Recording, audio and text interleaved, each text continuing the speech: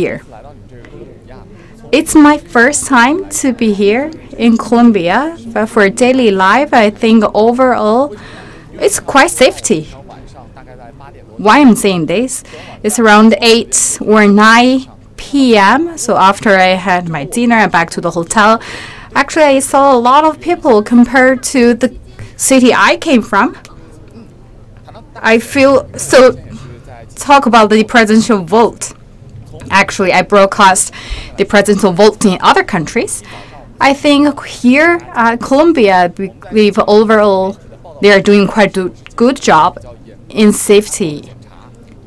And for this morning, actually, for all of us here, actually did a very detailed body check and a security check. So let's follow us. We will show you the whole thing. So here is the security check, and also the building next to us is our Congress building. And to March, actually, it had its legislative votes. And for the presidential vote, actually, will start in May, and it's also touched great importance to this time because for Santos administration, that's incumbent president, and they also signed the peace agreement in 2016 with the FARC, and the president himself will vote in this building. So this is the first presidential election after the 2016 peace agreement between the incumbent president and the rebel group. Actually, we have a lot of media friends here. For CCTV and CGTN, we're the only media outlet from Asia, so it's a great honor to witness the presidential election here. For President Santos, he's talking about the presidential election, talk about this is the most safety election. So it's very, very safe one. Why? Because this is the first presidential election after Colombia started its peace progress. And also they signed the peace agreement with the rebel group that's called FARC. And they also said they had the unilateral ceasefire made by the ELN, that's for the presidential election. So everything here is very safe, and we can feel, and we also can tell that we have the police, we have the arms, the military people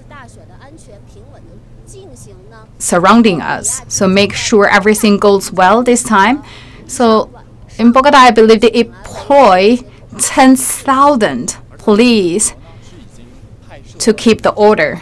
And around the whole country, I believe they deployed 155,000 personnel to give the security order to all the poll stations.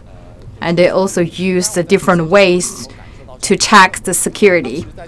We can tell right now is also for this morning, we have the registration certificate with us, but because today the president himself will vote here, so we will give also, we can see the more police employees or the police personnel are here. So this is also will be the key focus here. So we can see also a lot of media also doing their live streaming here. So you're saying that actually this time the election actually attracted the global attention, especially you can see a lot of media coverage here. So for myself, why this time? Not only for the nation itself, and also the international community attach great importance and focus to this election, because this is the first election after the peace agreement. So we will see whether the peace process can be continued and making any progress. talking about last year, so that's I believe November 2016, that's the peace agreement was signed between the incumbent president administration and FARC. We prepared a short video clip to give you more background about the presidential election. So that's more regarding the FARC. And yesterday, or the last year, actually, they established a new group. Actually, they changed the name. It's still FARC, but it's the Revolutionary Armed Force of Colombia. And they also use the red rose as their sign or the symbol of their party. And they will also would like to use these opportunities to go into the people's life and go globe. They participate this March legislative election, but only got 0.5% support, so less than 1%, which means there are two difficulties. So we can tell they have the civil wars that last half century. So FARC, the people really hate this party. It's really hard for people to forgive them. Another difficulty for this party, for FARC, the lack of support. And also we talk about the candidate. They have different opinions on peace agreement. That also will impact the future development of peace process. Right now, the top candidate with the high support is Ivan Duque. That's from the right wing. So the party he comes from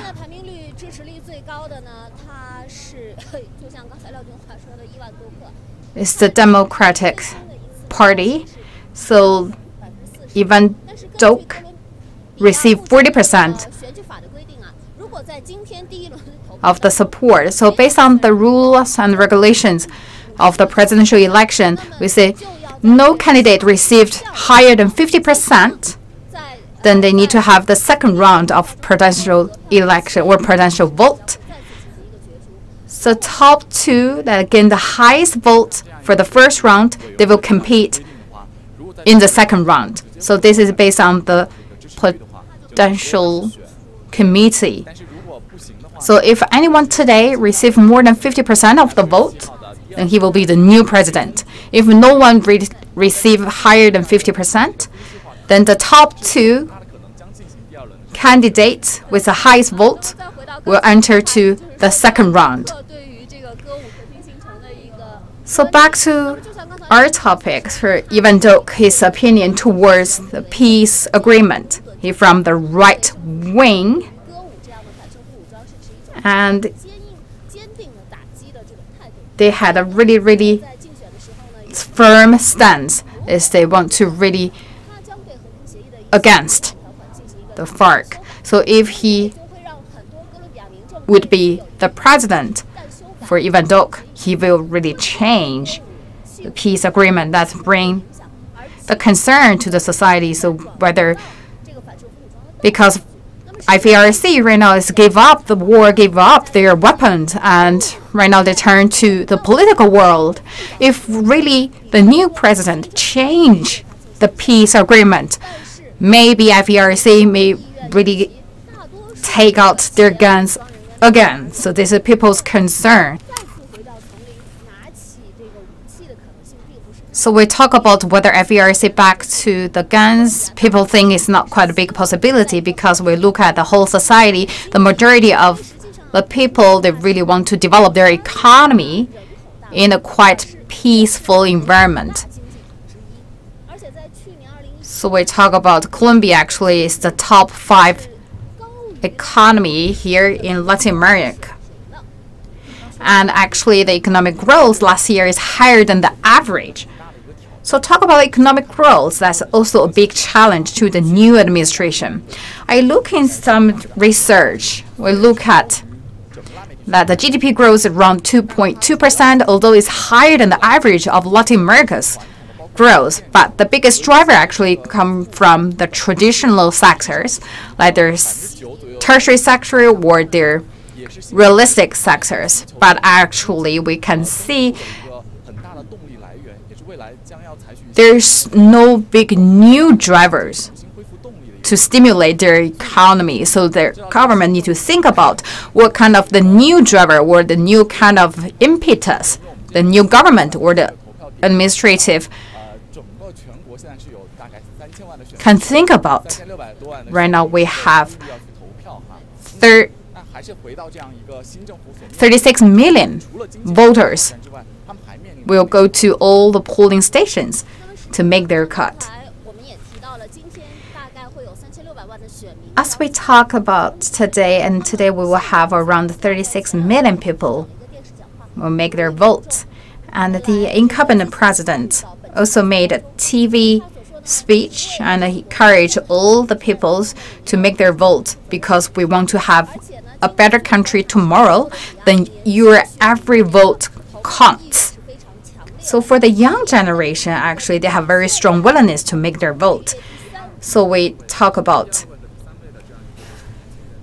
right now the second and third place of the candidates actually receive a big vote from the young generation, especially for the third place one.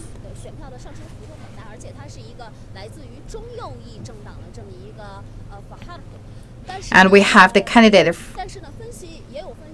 Fajardo from the central right wing, and to talk about his policy is quite moderate.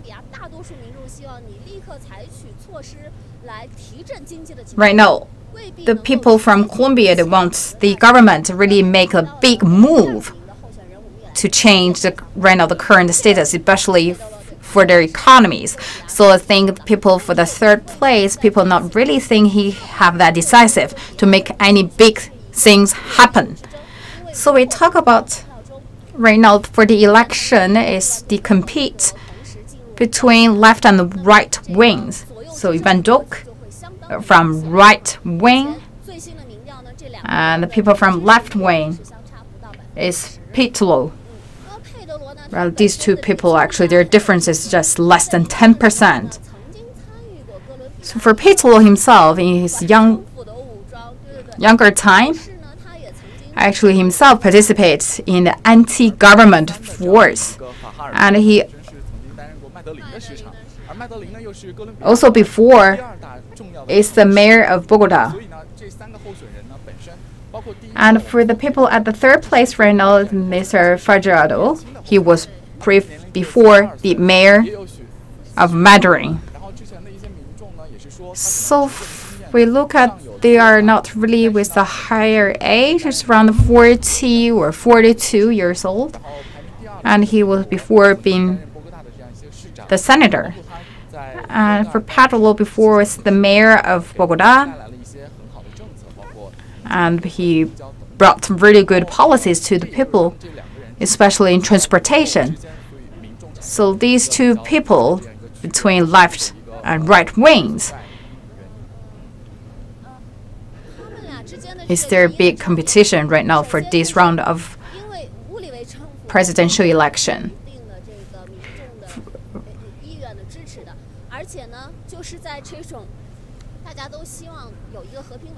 So they have the quite solid support, and all people want a really stable environment.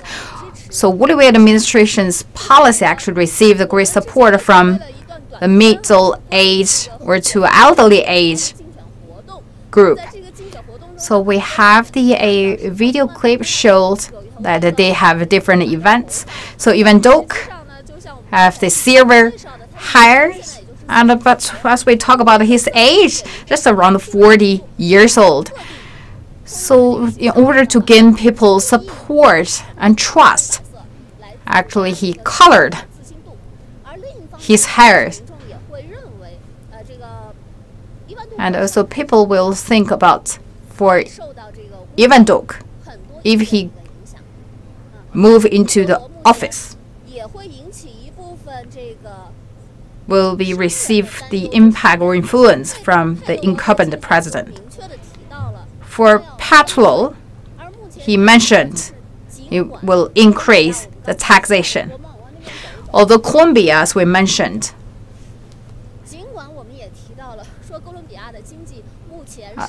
Colombia's economy right now is a little bit slightly higher than the average in Latin America. But for Latin America as whole, its growth rate is really, really slow, and we can say sluggish, and really heavily depend on export.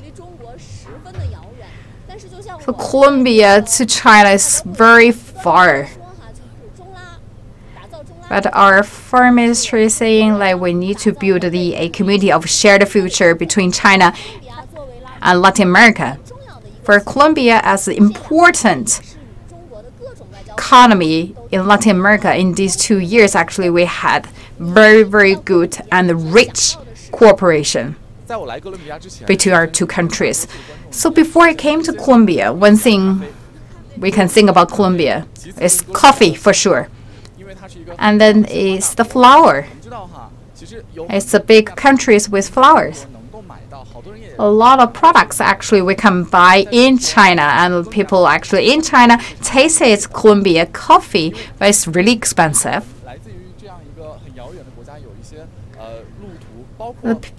Colombia, think about the transportation fees, especially for the high quality of coffee beans, it's not that cheap. Even though if you want to buy it in Colombia, it's also not that cheap. So we also did the coverage of the coffee sector in Colombia. We talk about Colombian coffee. That's the only coffee beans or the coffee products and named by a country's name. So it's quite at the northern part of Latin America. So at the central place is Andes Mountain. So it's full of mine resources. So we have quite a rich mining resources, but we also had a very abundant coffee beans. So that area actually is a very favorable place to plant coffee beans. Colombia is not the biggest coffee producer. So it's like Brazil has a higher yield rate than Colombia. But talking about the Arabica coffee bean, it had a higher requirement in planting environment. So for Colombia, it's the best place to produce these kind of coffee beans because it's required that should be planted at the altitude higher than 1,000 meters. And from our video clip, I think all our viewers can understand the big beautiful things and the famous products from Colombia. And the flowers I'm wearing or with me right now is from Colombia. And we can see from the pattern, it's really subtle and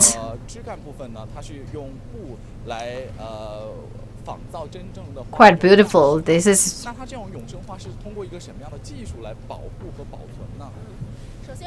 the very nice accessory.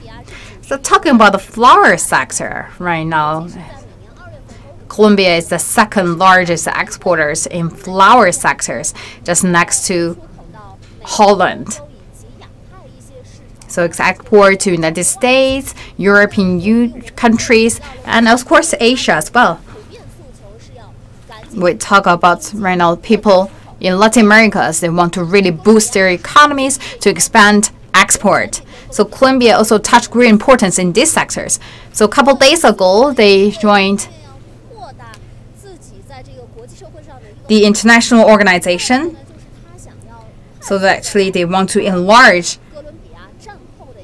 their voice and they also want to rebrand, re-image the countries after war in order to attract foreign investment to Colombia to increase their economy, of course, bring more investment into infrastructure construction and bring more products outside Colombia. And talking about this year, actually, around 10 countries will have their presidential elections this year.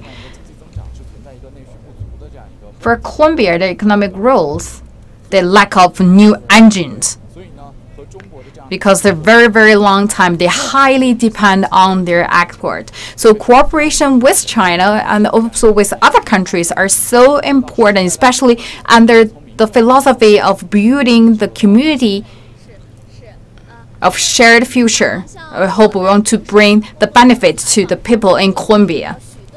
So during my daily work, actually, I talk to a lot of people as they are looking the opportunities or the cooperations with other countries, not just talking about the agricultural products and mining industries. I think they are also looking the companies, like also for the Chinese companies. They're also going abroad. So it's not just boost the economy to further develop, it also can create a lot of jobs for the local people, because previously the unemployment rate here in Colombia is around 9% to 11%. Last year the number dropped from 11% to 9%, and this is a really big buzz among the whole society. This is the lowest rate in the previous years, under the two-digit numbers. So for Chinese viewers, think this is unbelievable, because the number reflects how sluggish the economy was. So let me show you right now. There are a lot of media coverage, and the mayor of Colombia right now is arrived at the scene. So you can see the governor of Bogota, the mayor of Bogota, and surrounded by the media. So why we talk about this so important for this time? For Colombia, it's very different.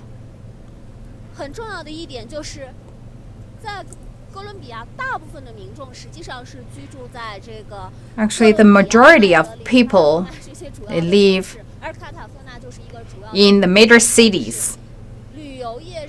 And one of them is very important touring cities, and the tourism is one of their key pillars to drive their national economy.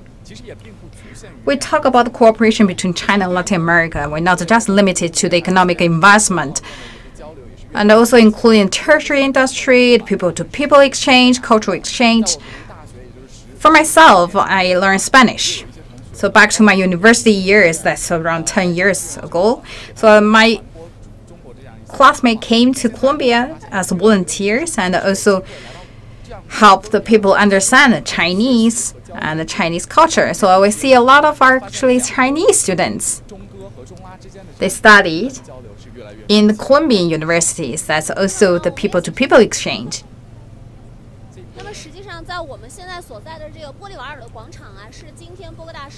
So right now we are at the square, and this is the key square and also the biggest place for polling. So the President Santos himself will come here to make his vote at the Congress building. And for people at the old cities will come to the square, and they will make their vote in all these white booths. That's the poll stations. We not only here, actually around the countries, there are a lot of polling stations. And they also have the name list on the wall. So based on their ID registration areas, they can make their vote at their nearest polling stations. So for today, there are 8 hours for making the vote, and maybe earlier this evening we can know the result. Of course, not all the stations use electronic vote, but a lot of them actually use electronic ones. So just now we are allowed to make a move and coming to the polling station. So based on the National Presidential Election Committee, so for the media, actually we have the limited areas that allowed us to make our live stream or the media coverage. We are not allowed to coming in, but we can tell there are people right now making their vote inside. We can see the tables and also their name list. So based on the requirement, it's not allowed for us to give you more coverage inside. So talking about the whole process will be around 8 hours. So 4 p.m.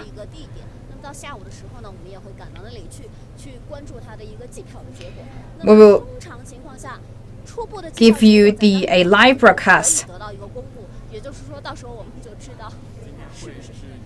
Because at that place will be the vote counting place, and at this afternoon or evening of local time, we will know whether we have the new president elected or who are the top 2 candidates are entitled to come to the second round. So I just been here for more than 1 year. We can tell they are very optimistic, very positive. So one highlight of this year's presidential election, we need to look at the percentage of vote, because in the previous years, Colombia is suffered from civil wars. So the people not really have the high willingness to make their vote, even though in 2016, after the peace agreement referendum, actually that rate of voting less than 50%. That's really low. So we focus on whether that number can be improved for this time. And also we talk about the young generations, because they have higher willingness to make their vote, which means that they have more focus and they would like to express their voice on the new government. They hope the new government can promote the economy and expand the export. So I talk to the people here. For the young generation, it's like they face a difficulty. They had little knowledge about diplomacy. So whether they can have the right vote, or we talk about the intelligence one, they need more knowledge or they need someone to guide them. So then for the middle to elderly age group,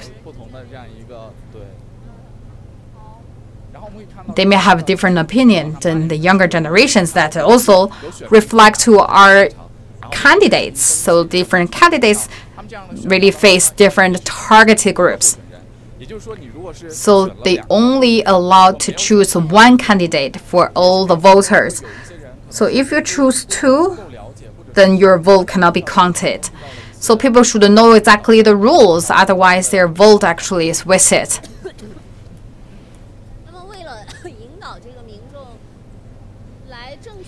So they need to make sure they have their valid vote. So talking about the ballot, actually the committee did a lot of broadcast to educate people how to make the valid ballot. Right now, we really want to talk to the voters, but actually the requirements to the media for us, we are not allowed to have the direct conversation with the voters, because before the final results coming out, they don't want the media, the community do not want the media to mislead the society. So make sure that this time all the elections is transparent and fair and equal to all the candidates. They also have a team to monitor the voting and counting process. So we will, for the whole day, we will give you VA coverage through CGTN. We will give you the updated information to you.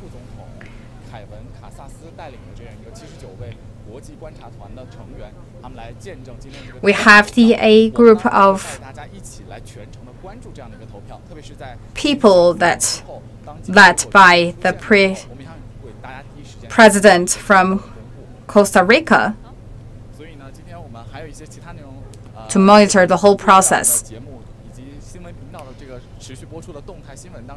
So we will bring more information to you. We'll keep you updated for sure.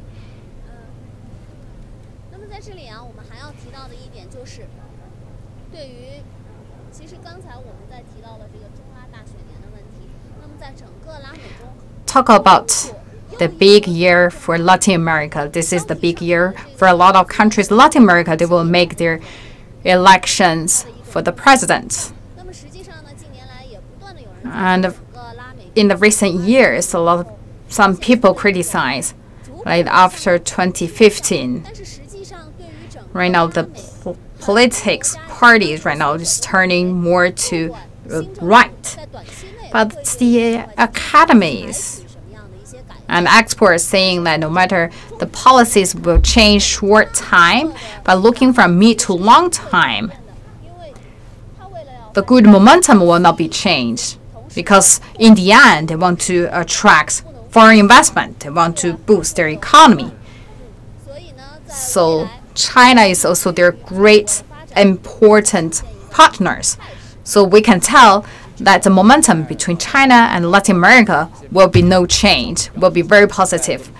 And during our previous interview with local citizens, we talk about right now actually the security environment actually is improved, and we see the visitors actually coming here to find out more about Colombia. And we also have the tourists from China, which represents that the cooperation between China and Latin America, especially China and Colombia, actually that's improved a lot.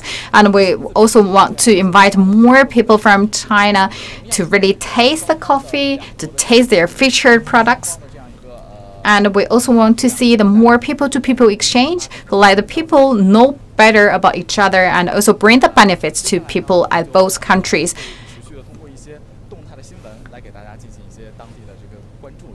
So we will keep all our viewers updated.